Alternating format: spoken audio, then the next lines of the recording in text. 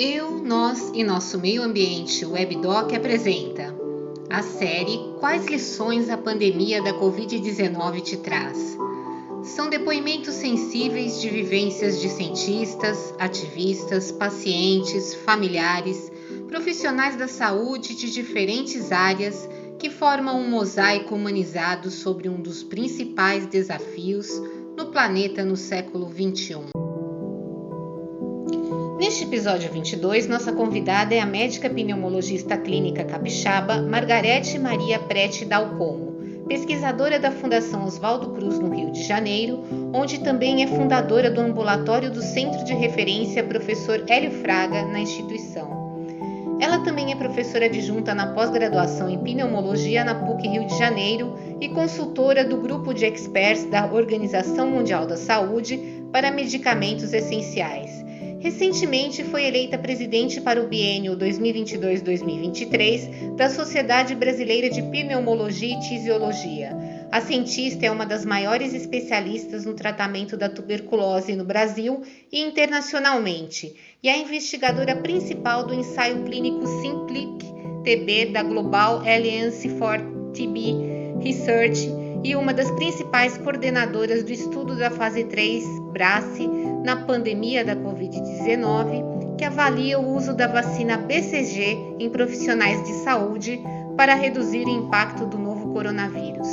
Formada em medicina pela Escola de Medicina de Santa Casa da Misericórdia de Vitória em 1979, tem como doutorado em Medicina Pneumologia pela Escola Paulista de Medicina da Universidade Federal de São Paulo nos anos 90. Também participa de inúmeros conselhos no setor. É uma das principais vozes da ciência brasileira em defesa do uso das vacinas no combate à pandemia da Covid-19. Seja bem-vinda, doutora Margarete Dalcomo. O Eu, Nós e Nosso Meio Ambiente WebDoc pergunta: quais lições a pandemia da Covid-19 te traz? Obrigada pela pergunta. A pergunta é desafiadora, pelo tamanho e magnitude do problema que nós vivemos. Sem dúvida nenhuma, nós nunca pensamos, a minha geração e outros grupos de médicos e pesquisadores mais jovens, que fôssemos viver o tamanho do desafio que estamos vivendo com a Covid-19. A curva de aprendizado de nós médicos, sobretudo, tem sido de uma intensidade difícil, inclusive, de acompanhar e nos mantermos atualizados, tendo em vista o número, essa tsunami, que é a metáfora que eu costumo usar, de publicações e artigos científicos que vêm saindo quando nós, por exemplo, usamos nos buscadores o termo Covid-19. São mais de 100 mil artigos publicados dos mais variados campos, desde a virologia, epidemiologia, imunologia, genética, genômica, enfim, todas as questões relacionadas à epidemia. Isso tem gerado para nós, quer dizer, não apenas pela questão assistencial, nós que temos essa vida ambígua, digamos, entre assistir pacientes doentes desde o momento inicial da pandemia no Brasil, logo depois do carnaval do ano passado, foram os primeiros casos que nós tratamos, as primeiras mortes que nós presenciamos. E a partir daí, é isso que eu estou chamando dessa curva de aprendizado tão intensa. Isso vem desde o reconhecimento da doença, como ela chegou até nós, como uma pneumonia atípica, que rapidamente foi se mostrando que ela não era isso. A Covid-19 é uma doença sistêmica, capaz de comprometer todos os órgãos do corpo humano, e meses depois ficou claro que ela era uma doença da microcirculação do corpo, ou seja, ela era uma doença definida pelas revistas mais qualificadas como uma endotelite, uma doença do endotélio, portanto, justificando essa enorme capacidade trombogênica que ela tem, causando tantas mortes que não tinham sido explicadas no início por essa razão. Então, o paciente não morria da insuficiência respiratória aguda por pneumonia, e sim por múltiplos fenômenos de trombose em vários locais do corpo. Então, isso do ponto de vista médico foi o grande desafio. Eu diria que a Covid-19 nos ensinou também nos fez redescobrir muitas questões, desde terapêuticas, né? Vocês sabem que existe algo chamado remodelamento de fármacos. Então, toda essa discussão que nós temos ouvido já muito, eu diria, ultrapassada, né? Não há mais controvérsia nos medicamentos que foram testados para remodelamento, entre eles a cloroquina, que foi o primeiro, depois alguns medicamentos que teriam alguma ação in vitro na replicação viral, como ivermectina, nitazoxanida. Tudo isso já caiu por terra e já não há mais controvérsia, esse é um assunto ultrapassado, porque a ciência já mostrou, através de ensaios clínicos muito bem conduzidos, que esses medicamentos não funcionam para tratar Covid-19, nem para prevenir a doença, nem para impedir o agravamento quando isso tem que acontecer. Então, esse é um primeiro aprendizado. O segundo aprendizado grande que eu acho para nós, do ponto de vista clínico, é o manejo dos pacientes, né? E hoje fica claro para nós que o melhor tratamento para a Covid-19 são as boas práticas de terapia intensiva para aquele percentual de casos, né? Aproximadamente 10% dos casos, que vão necessitar de hospitalização e de terapia intensiva. Então, hoje, os métodos conservadores de ventilação pulmonar, sobretudo, são muito mais usados por nós. Então, ventilação não invasiva, oxigênio de alto fluxo, evitando que o paciente seja entubado precocemente, como foi uma conduta que nós utilizamos, todos nós, no mundo todo, não foi só no Brasil, no início da epidemia. Então, isso também foi um outro aprendizado, né? uma otimização das chamadas boas práticas.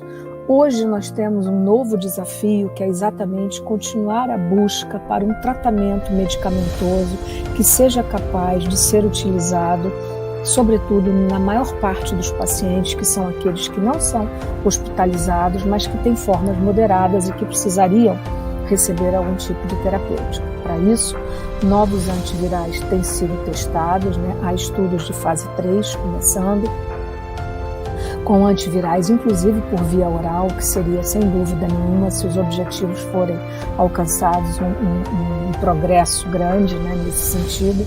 Há anticorpos monoclonais que já estão, inclusive, regulados nos Estados Unidos, no Brasil autorizado pela Anvisa. Há o Remdesivir, que é um outro antiviral, porém com uma recomendação de ser utilizado apenas em casos de terapia intensiva em paciente fora da ventilação mecânica, portanto um uso restrito, eventualmente isolado ou associado a outros medicamentos. E a mim, particularmente, me parece que esse veio, né, dos anticorpos monoclonais parece o mais promissor nesse sentido. E, finalmente, algo que eu considero que é fundamental, assim, extraordinário, que foi o feito humano de ter, em menos de um ano, testado, concebido várias plataformas de vacinas, como nós chamamos, e colocar em fases clínicas de experimentação, hoje permitindo a autorização hoje de mais de uma dezena de vacinas aprovadas para uso em seres humanos. Isso é algo que impensável há alguns anos atrás e hoje nos deixa diante do desafio de ter vacinas que sejam realmente capazes de impedir formas graves ou de mortes pela Covid-19.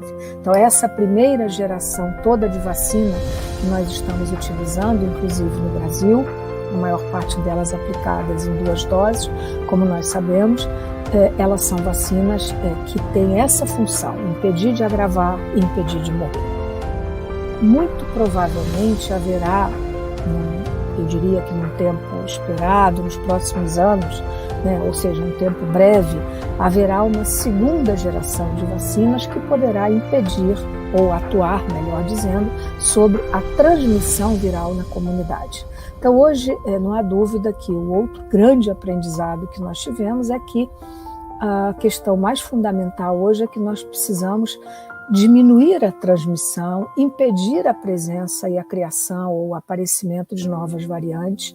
Nós sabemos que para aparecer novas variantes, o que alimenta esse fenômeno do ponto de vista biológico e epidemiológico é exatamente a taxa de transmissão nas comunidades. Então, hoje, por exemplo, no Brasil, né, o Brasil é um celeiro, eu diria, de risco para o aparecimento de novas variantes. Outro aprendizado muito importante para nós foi a questão da imunidade conferida, né? Nós hoje sabemos claramente que a imunidade conferida pela doença, ou seja, ter tido Covid-19, não nos assegura imunidade por muito tempo. E é por essa razão que a utilização de vacinas potentes e com alta cobertura na comunidade é absolutamente fundamental. Então, esse equívoco de se falar em ganhar imunidade ficando doente, ele é realmente, não há outro termo, ele é equívoco, ele é temerário e ele não é verdadeiro. Então, o que assegura realmente interceptação da transmissão e assegura alguma imunidade são as vacinas. Quanto tempo de imunidade as vacinas vão nos conferir? Essa resposta não está dada nesse momento, no meio do ano de 2021. Mas muito provavelmente estudos que nós chamamos de fase 4, né, ou estudos pós-marketing, né, como nós chamamos, eles darão essa resposta. Então, há hoje muitas coortes de pessoas vacinadas sendo acompanhadas, né, com estudos de imunidade, de taxa de anticorpos neutralizantes que só são recomendados exatamente para estudos, né? Isso foi um outro aprendizado que nós tivemos. Esses testes feitos de maneira arbitrária pelas pessoas, eles não têm nenhuma serventia, né? Eles não têm um ponto de corte, digamos assim, validado para justificar o seu uso, né? Então, portanto, é algo que nós não solicitamos. Eles servem, no entanto, para estudos de acompanhamento, junto com outros marcadores de proteção, etc. Então, eu acho que, em última análise, nós tivemos muito aprendizado, né, sobre a epidemiologia, sobre a clínica, sobre as boas práticas assistenciais, sobre tratamentos. Estamos em busca de novos tratamentos para a Covid-19, sobre prevenção e, sobretudo, algo que ficou muito claro com essa epidemia. As medidas ditas não farmacológicas são e o foram ao longo de toda a história das epidemias que antecederam a Covid-19, são comprovadamente algo que muda o curso da doença, ou seja, da doença comunitária, estou dizendo, né? Não há dúvida, né?